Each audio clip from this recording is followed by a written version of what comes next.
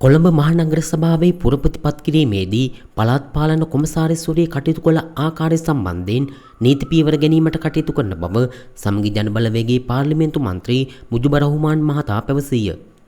කොමසාරිස්වරිය පළාත් පාලන පනත උල්ලංඝනය කරමින් ආණ්ඩුවේ ඌමනාවන් ඉෂ්ට කිරීමට කටයුතු කළ බවද මන්ත්‍රීවරයා සඳහන් කරයි.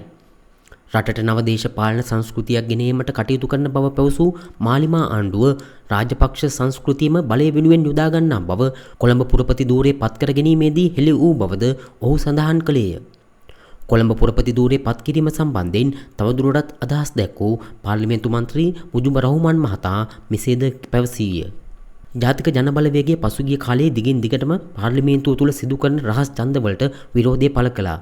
මහජන නියෝජිතයින් ඡන්දය ප්‍රකාශ කරන ආකාරය ජනතාව දැනගත යුතුයි කියන එක ඔවුන්ගේ ස්ථාවරය වුණා. එහෙම කියන ජාතික ජනබලවේගය පළාත් පාලන ආයතන තුල රහස් ඡන්දයක් ඉල්ලා සිටියා. ඔවුන් දිගින් දිගටම විවිධභාවය, පාරිශුද්ධභාවය ගැන කතා කළා. මිනිස්සු ඔවුන්ට ඡන්දය දුන්නෙත් ඒ නිසා.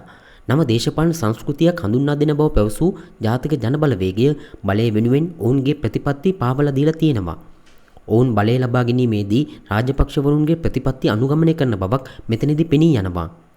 කොළඹ පුරපති තෝරාපත් කර ගැනීමේදී පළාත් පාලන කොමසාරිස්වරිය නීති විරෝධී ලෙස කටයුතු කළා. ඇය පළාත් පාලන පනතට අනුව කටයුතු කළේ නැහැ. පළාත් පාලන කොමසාරිස්වරිය තනතුරේ බලය පාවිච්චි කරලා බලාත්කාරයෙන් රහස් ඡන්දයකට ගියා. ඇය මෙතනදී ආණ්ඩුවේ ඌමනා ඉෂ්ට කළා කියලා බොහොම පැහැදිලි. අපි ඇයගේ ක්‍රියාකලාපය ගැන නීතිඥවරුන් සමග සාකච්ඡා කළා. අපි මේ ගැන නීතිමය ක්‍රියාමාර්ග ගන්න බලාපොරොත්තු වෙනවා.